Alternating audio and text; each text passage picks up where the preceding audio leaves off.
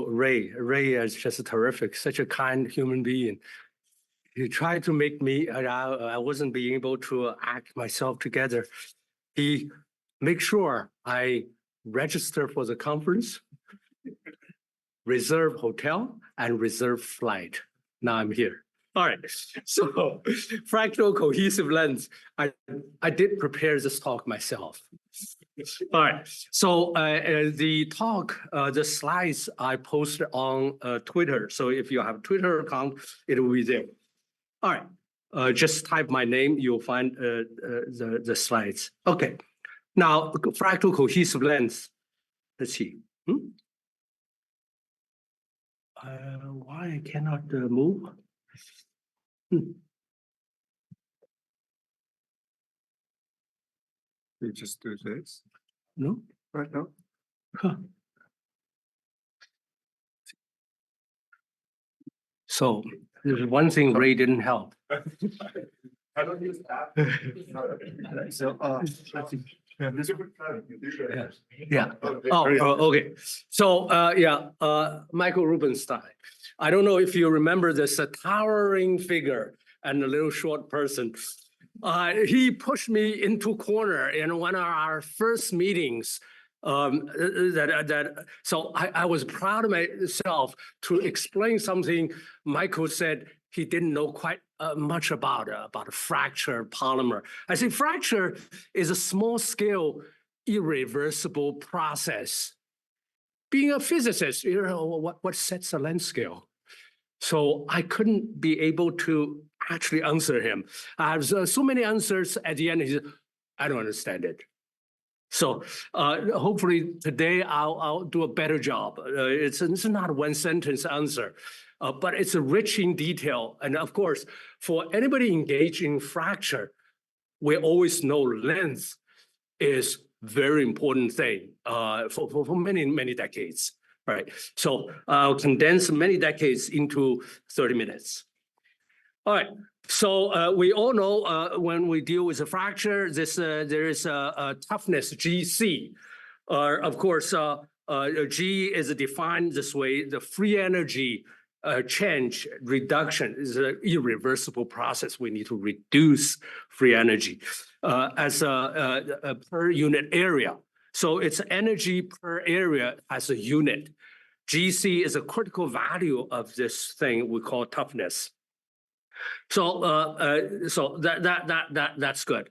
The other quantity had even longer history. Has no distinguished name. We call it work of fracture. It's just you do stress strain curve. This is stress. This is stretch. Stretch is you elongate this length without any crack in the sample. You measure this all the way to fracture, and the area underneath this curve is called work of fracture. This quantity has a unit of energy per volume. Now, my first answer, very superficial answer to Michael, is you take a ratio of these two quantities. That's the length scale.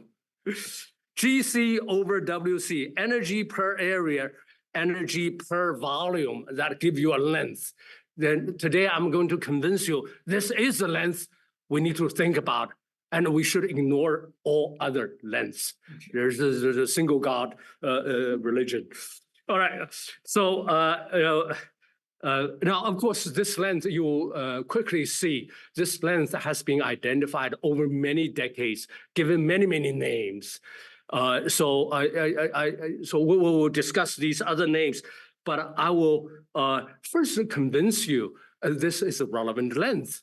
Now, and we all know in dealing with the fraction mechanics, if you teach it, you'll teach this in lecture 2. Elasticity leads to singularity.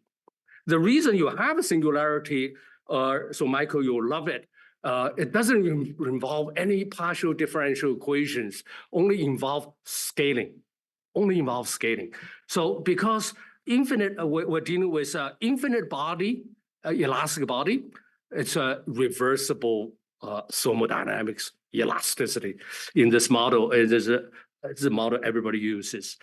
Infinite body, and you have a semi-infinite crack. There's no length scale. Furthermore, continuum elasticity has no length scale. So this problem has no entirely devoid of length scale. Therefore, of course, you are looking for the field. Field is there's a polar coordinate r and theta. Let's look at this particular quantity, energy density. It's a field. So presumably a field is high here, low outside. And G is not a field. It's a quantity. It's a scalar. So, and because this problem has no length scale, the only length scale in here in this field is just radius r. Therefore, G is energy per unit area, and W is energy per unit volume, and R dependence is here. 1 over R singularity has nothing to do with any particular law of elasticity or small deformation, large deformation. All these other things are irrelevant. Totally. So Michael, this is great, right? All right. So and then there's no length scale in this problem. However, we know because W is singular now, for realistic material, W cannot go to infinity. W has to be bounded by at least by covalent electronic covalent energy. So whatever energy scale you have, you say just bounded by WC. WC is, we said, it's measured by pulling this sample without any crack, WC. So, and WC hit this curve, this is 1 over R curve, and you have this length scale. By the way, there's a GC over WC clearly is a scaling. So if you use to analyze any particular phenomena, there'll be coefficient. But you can see there cannot be possibly any other length. It's just a single length. All right. So now, as I said, there are many other lengths that people talk about. It's essentially add a coefficient to this length. But I will point out one particular thing. This is almost like a conspiracy. This is GC over E. Many of us loved for many, many decades. That is irrelevant length. And it's a totally wrong length in this context. So it's first of all, E is a Young's modulus. The reason it's totally relevant is because if you look at the WC, we already showed WC is relevant. So for highly stretchable material, I do stretch 10. So WC really is E, stretch squared. It's 100E. So this length is enormous, totally irrelevant to fracture, totally unrelated to fracture. So something else, so we should ignore this. So this is my aside. Okay, so because we already see this ratio, GC over WC, both are material properties, therefore their ratio must be material properties. So fractal-cohesive length is a material property. You can look at numbers. So on this sheet, I plot this Ashby diagram. WC horizontal axis, GC toughness, vertical axis. This ratio, both are log-log. So this ratio, constant value are these lines. So the smallest guy is a silica. Griffiths 1921 is a split. It has a record of being small, hopeless. So therefore, there's a huge room for improvement over the decades. You started with the smallest. So ceramics is here. So this is 1 nanometer.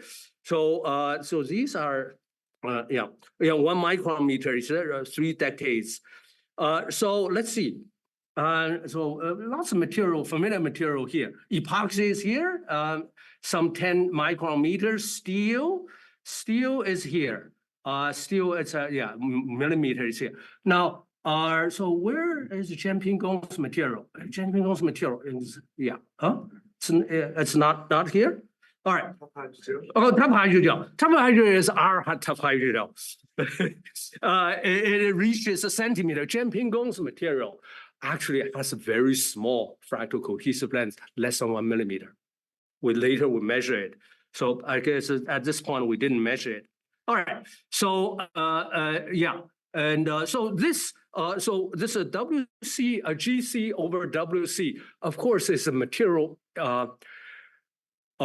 This concept is available to all materials in the sense the background is elastic and you have a localized fracture process.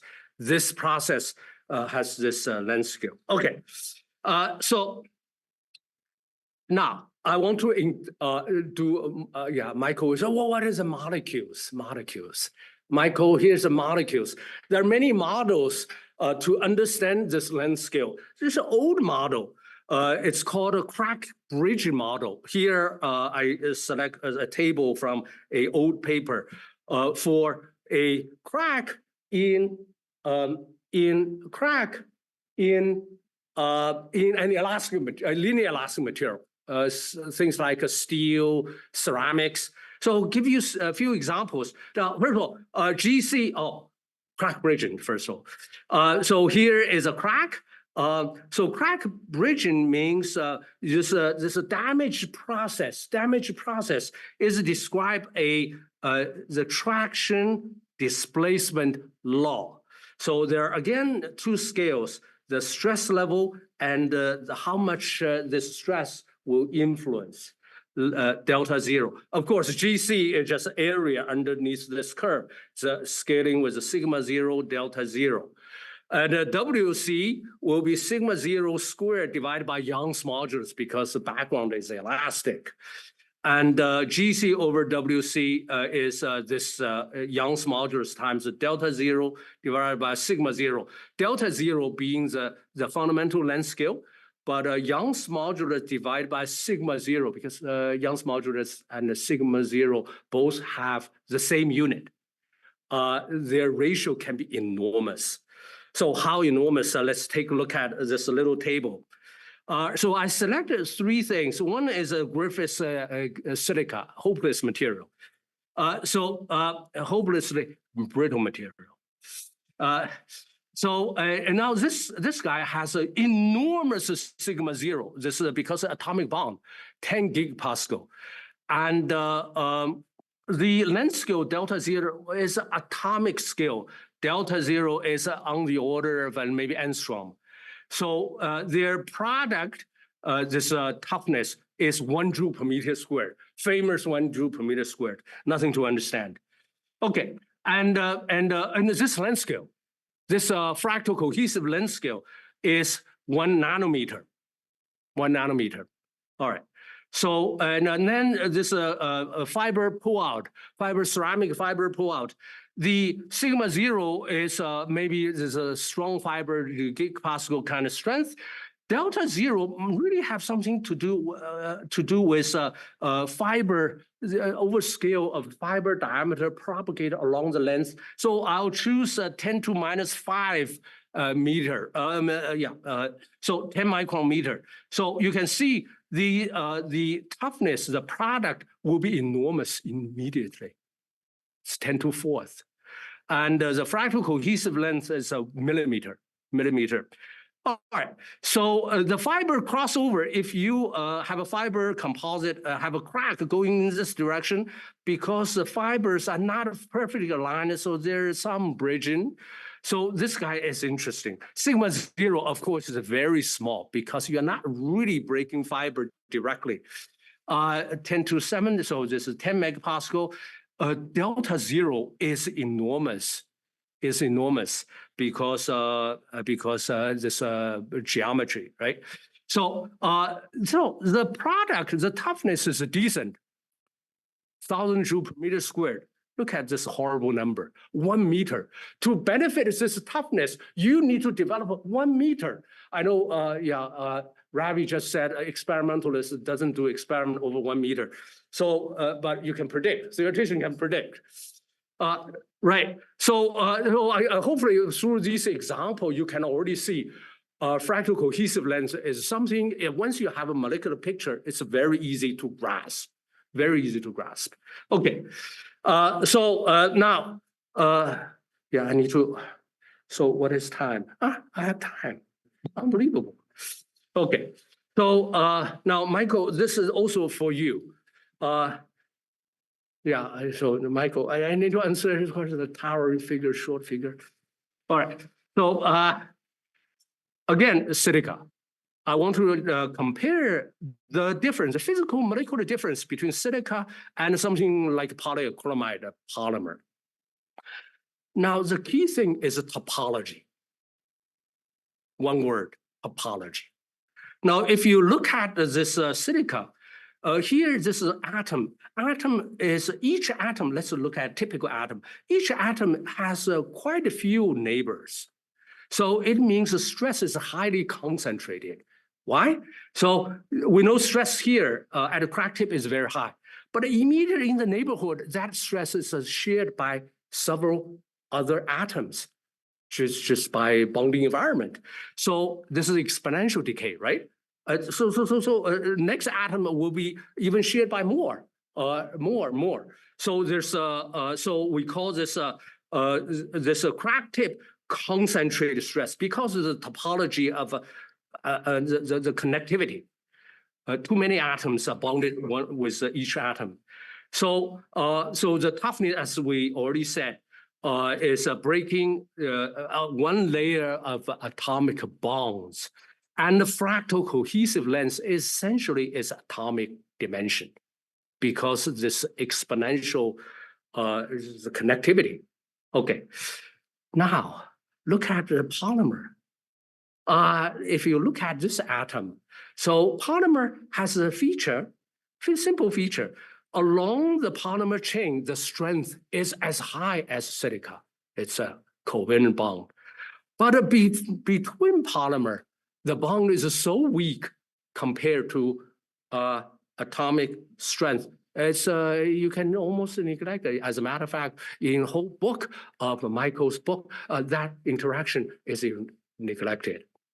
Much of that book. All right, so we'll neglect that. So the topology is such that the one atom is connected with just so the stress is deconcentrated. Before this bond break, the high tension is transmitted along the entire chain. Now, this cross-link, of course, changes the topology. So this high tension is shared by several other. So the length scale is essentially polymer chain length. Right. Okay, of course, this insight was realized long time ago by Lake Thomas model. Long polymer deconcentrated stress, and here's the scaling. Once again, Lake Thomas is a scaling theory. The energy per volume, this is WC, is atomic energy per volume. And the length scale is this random walk length scale of a single chain. So we already understand what is the physics. All right, so now,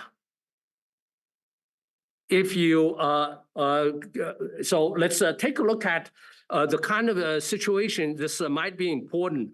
One important, people already mentioned this phrase, flaw sensitivity. The question is, if I have a sample, I cut a crack, and will the strength be knocked down? So for silica, we already understand if you cut even atomic scale crack, the strength will be knocked down. But for polymer, you can cut maybe 50 micron. That's enormous compared to atomic. The strength will be not knocked down. Of course, the scale is scaled by this fractal cohesive length. Again, there might be a coefficient in front. So that's a length scale. Now, let's take a look at some practical consequence. So again, look at the silica and the polyacrylamide. Now, if you're experimentalist like Ravi, yeah, he was lying. He didn't do millimeter scale. He also didn't do nanometer scale experiment. It's hard to do because how do I know I cut a crack 1 nanometer? So therefore, doing such a flaw sensitivity experiment is hard for silica. because you don't know what is the flow size, right? So all you know is the sample size you cut, maybe 1 micron, maybe 10 micron, maybe 1 millimeter.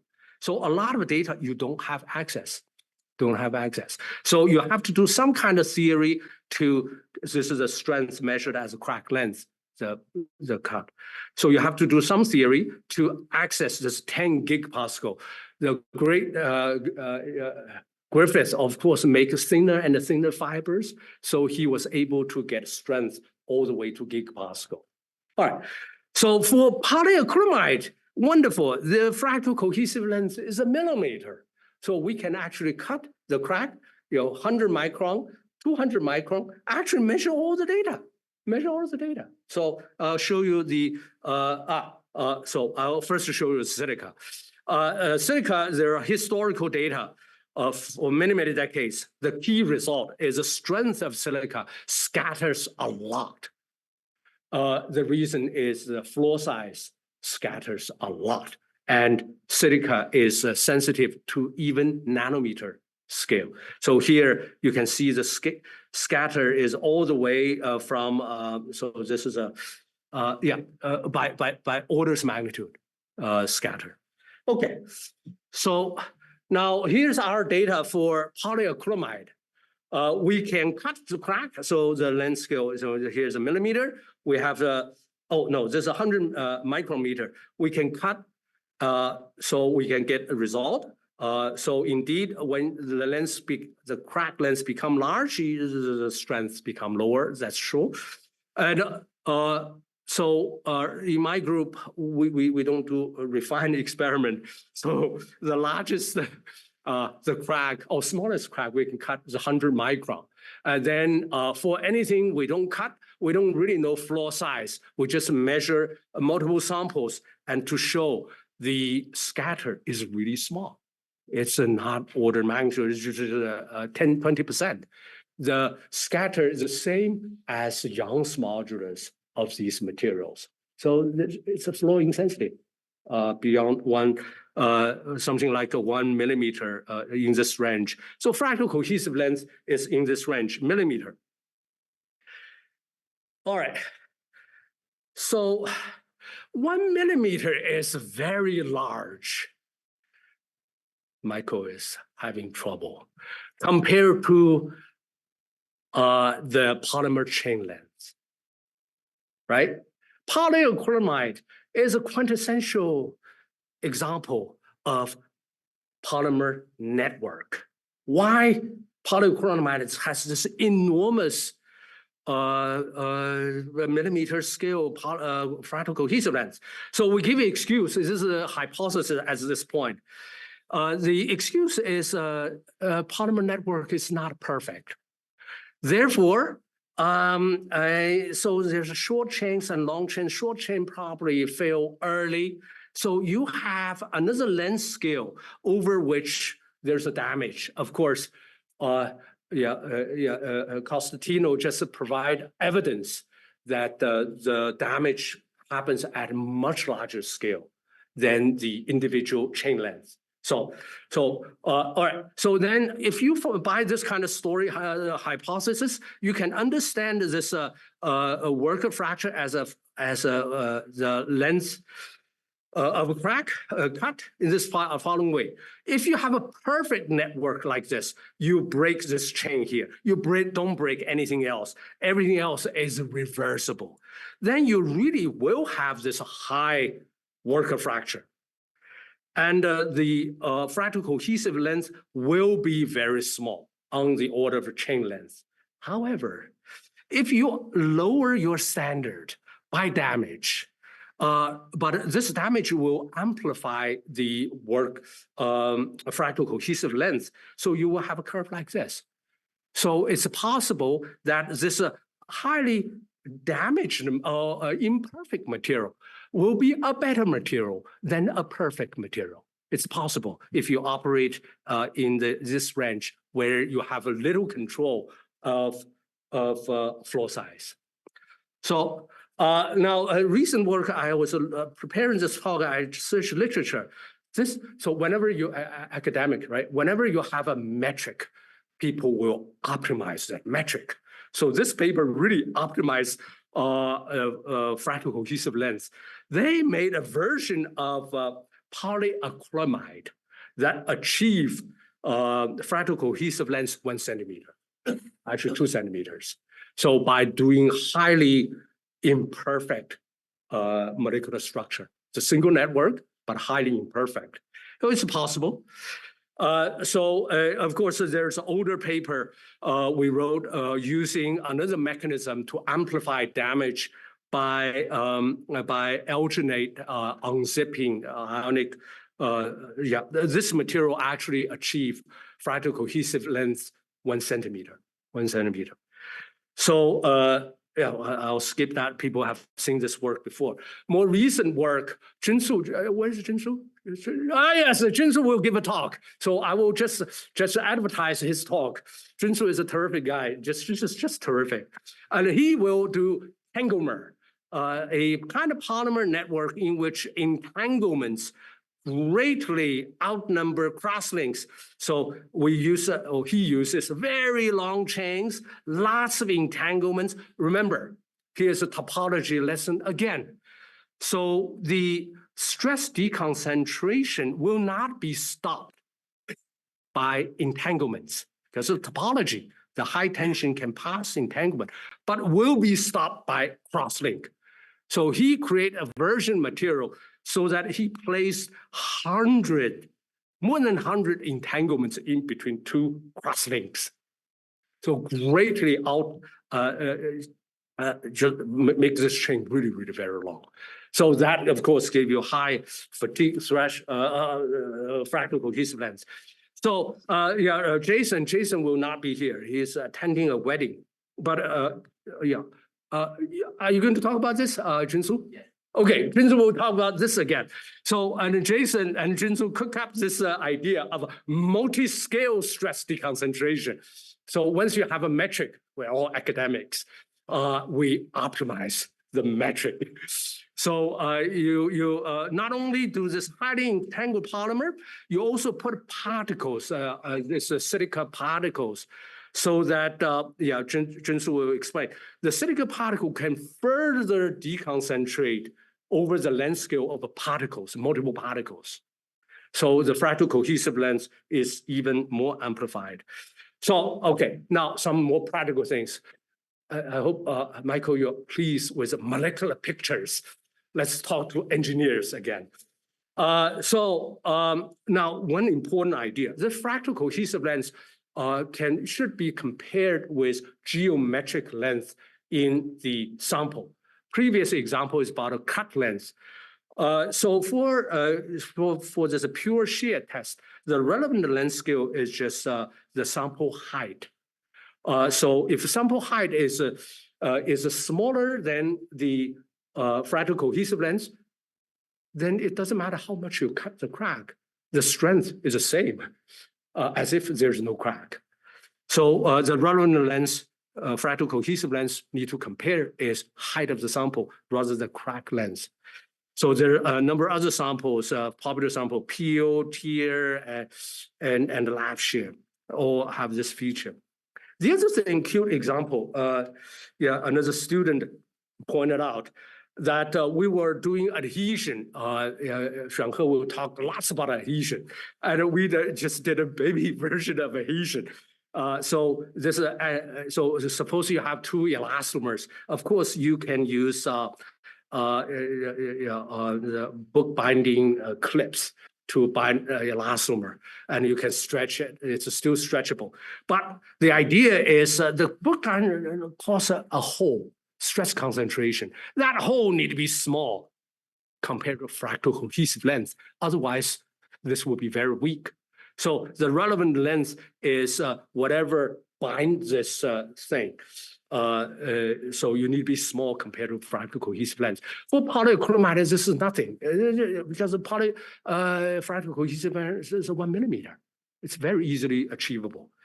Okay, so so of course the same concept is applicable when the sample is under cyclic loading So we have, okay, yeah, I'm nearly ending. Fatigue fractal-cohesive lens, it's a lot smaller. Now, let me point out, yeah, Jianping's material, the fractal-cohesive lens is less than millimeter. So, yeah, by comparison, we also tried a biological material coming from the skin of a heart of a cow. Yeah, and this guy achieved 1 centimeter fractal-cohesive lens. This is incredibly important to life because this thing is used to replace heart valve, and the heart valve need to beat 1 billion times. Yeah. All right, summary. Fractal-cohesive lens is a material property. I hope I can convince Michael at least. So we should compare fractal-cohesive lens to feature size, such as crack length, sample height, and particle size, etc. And of course, the fatigue fractal-cohesive lens is yet another material lens. Thank you.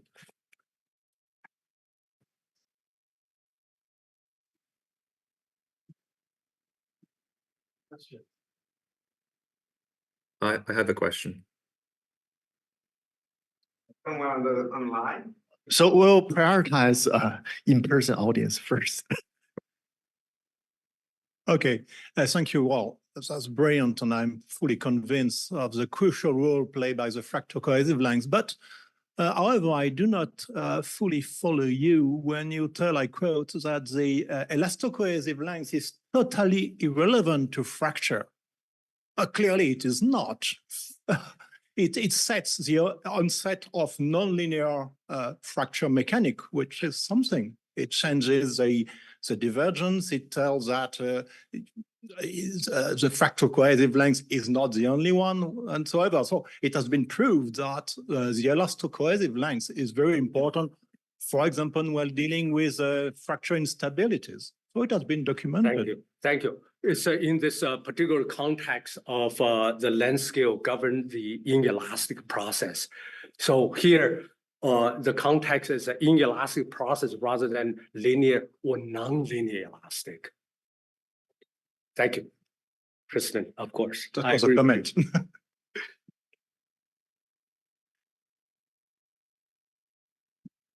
Thanks a lot for this brilliant talk again. And I'm sure this is very, very important and I'm very close to this. But what is strange to me is that I don't feel this quantity is really a constant. Like, looks like in many materials when we try to measure it, depends on strain rate, depends on triaxiality, many things. So, I mean, if it would be a constant, of course, it would be hyper strong. But I don't feel it like this. How can you argue this? So, it's a lens scale. So this lens scale, of course, has a coefficient. Yeah. The coefficient will depend on all these other things, right? Strain rate, for example. Yeah, but I mean, the value WC alone. Yeah.